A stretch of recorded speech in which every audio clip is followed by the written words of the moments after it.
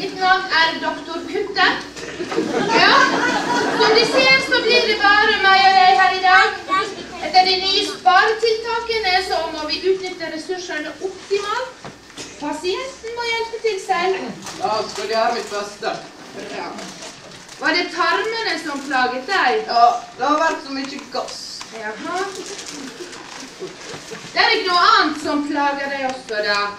Vi burde hatt minst 2 ting for hver operasjon. Ja, jeg har hatt så hit i den ene foten. Ja.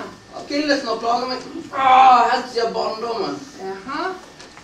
Det er nok best vi tar hele foten, tenker jeg. Hva er det for nødvendig da? Ja, vi må sette i gang her.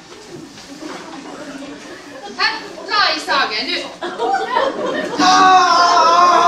Ja, beklager, vi glemte bedøv. Ta og trekk opp sprøyt, du. Hva er det der da? Her, les bruksanvisningen. Ja, det er sjølukt, velgjort. Ja.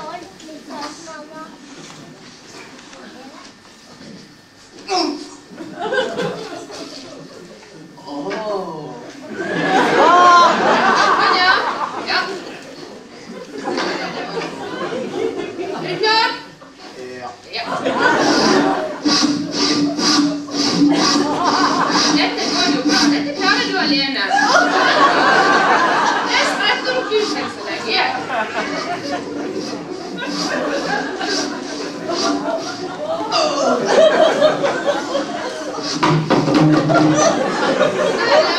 Den foten! Ja.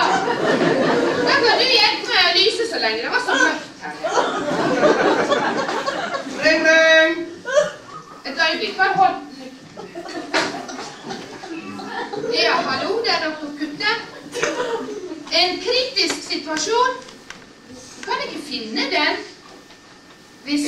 hull. Jeg kommer med en gang. Drage?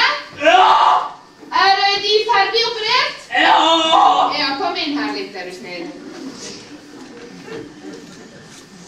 Noe akutt har dukket opp, så du får overta pasienten.